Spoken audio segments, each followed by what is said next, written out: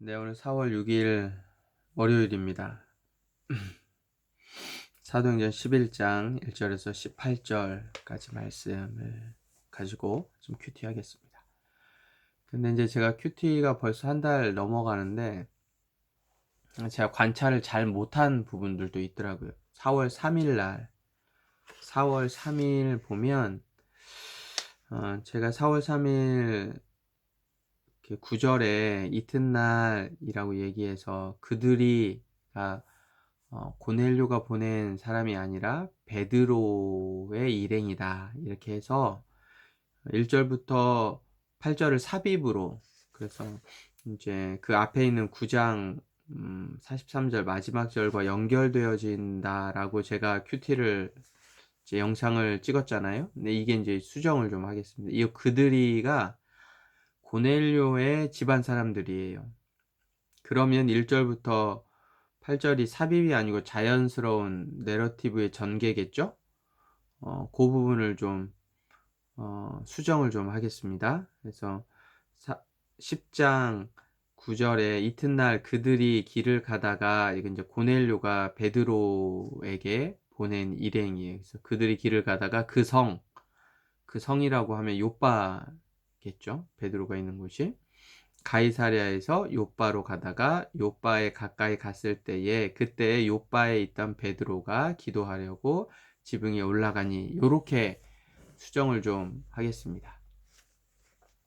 그 영상 한번 보셔도 되고, 그 다음에 여러분 4월 3일 큐티 했던 본문을 다시 좀 보셔도 됩니다. 자, 오늘 말씀으로 돌아오면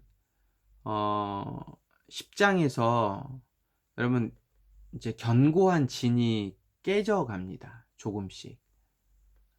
사실 복음이 이방으로 전해져야 하는 게 당연한 수순이지만, 여전히 유대에서 자라고 교육받고 예수를 만나기 전에, 그리고 성령 받기 전에 이미 할례 받고 율법 속에 강하게 교육받고 훈련받은 그들에게 여전히 복음이 있지만 유대 율법의 뿌리들이 남아 있단 말이죠.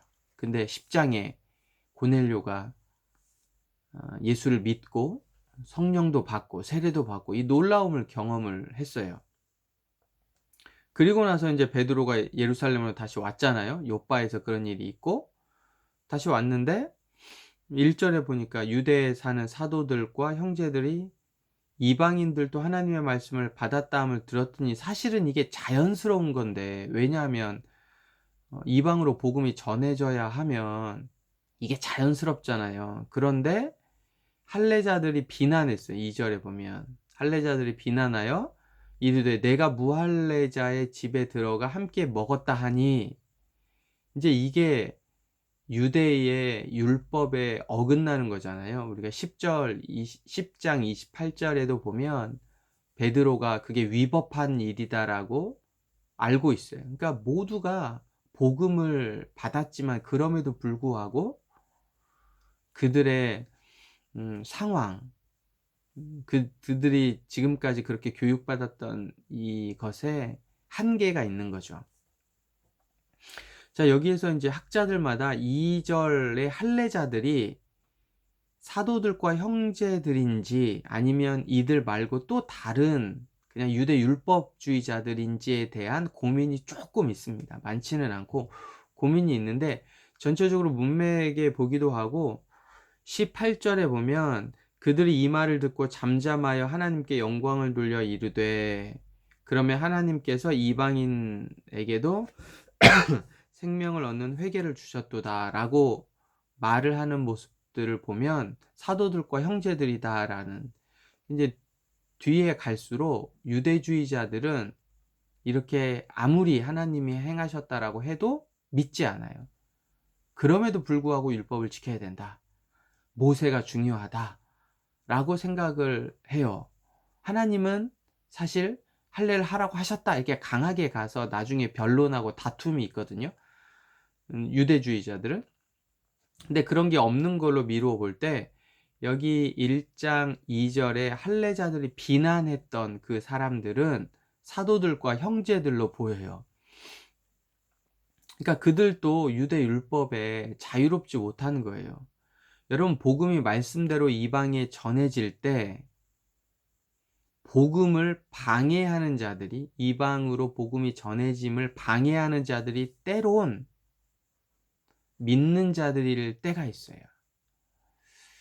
그게 이제 오늘날도 마찬가지잖아요. 어쩌면 교회가 복음을 방해할 때가 있단 말이죠. 잘못된 생각 때문에. 그런 모습들을 종종 보기도 합니다. 오히려 믿는 사람들이 예수님을 방해할 때가 있어요. 지혜롭지 못해서. 이런 부분이 이제 오늘 말씀에서 저에게 인사이트를 좀 주고요. 5절부터 10절까지는 꿈을 다시 이제 설명을 하잖아요. 그리고 난 다음에 꿈 이야기를 한 다음에 11절부터는 이제 고넬료가 온 이야기를 쭉 하고 있단 말이죠. 17절까지.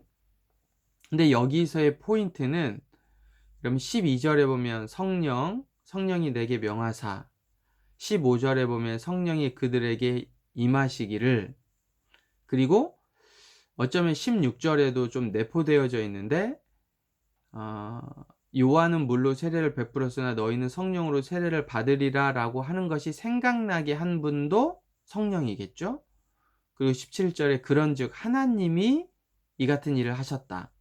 내가 누구이기에 하나님을 능히 맡겠느냐 라는 표현을 통해서 이와 같은 일은 누가 주인이다, 누가 하셨다, 하나님이 하셨다라는 걸 베드로가 이야기를 해요.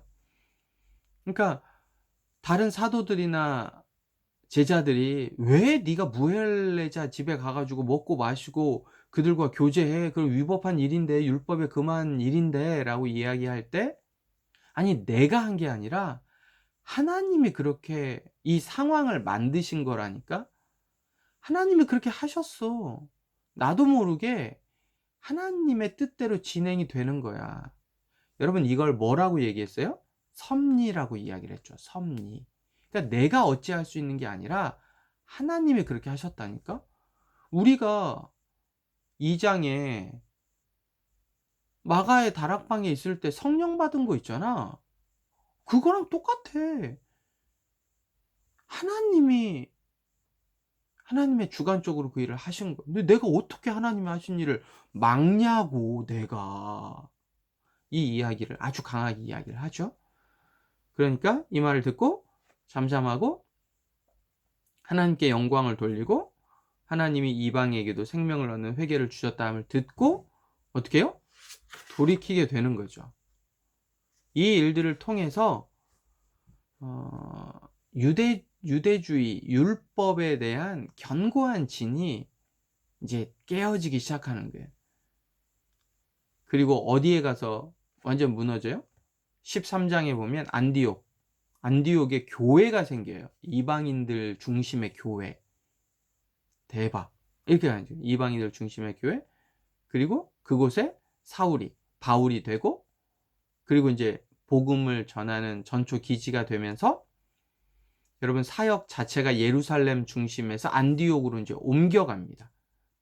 그 중간 다리에 우리가 10장, 11장, 12장 있는 거고, 그 중심에 가장 유대적이고 가장 예루살렘적이었던 베드로가 이 일을 시작하게 됩니다. 이게 이제 오늘 말씀의 가장 주 포인트죠. 여러분, 하나님이 깨시는 거예요. 우리가 가지고 있던 사고, 생각, 유대 중심의 율법을 베드로나 사도들이 가지고 있었지만 그걸 하나님이 깨셨던 것처럼 하나님이 깨시는 거예요. 이제 오늘날 우리에게 돌아보면 여러분들이 가지고 있는 이성, 생각, 경험들이 있을 거예요. 저도 마찬가지고. 근데 이제 그게 하나님의 말씀보다 옳은가 잘 생각해 보면 하나님의 말씀보다 옳다고 여기고, 내가 가지고 있는 가치관이 하나님의 말씀보다 더 옳다고 생각할 때가 있어요. 많아요. 곰곰이 생각해 보면 이제 이것들 하나님이 하나씩 깨워 가시는 모습인데, 오늘 잘 묵상을 좀 해보시면서 여러분 스스로 깨어져야 될 게 뭔가, 나도 베드로나 사도들처럼 것들 잘 생각하고 묵상하고 오늘 새롭게 시작하는 한 주 또 화이팅 합시다.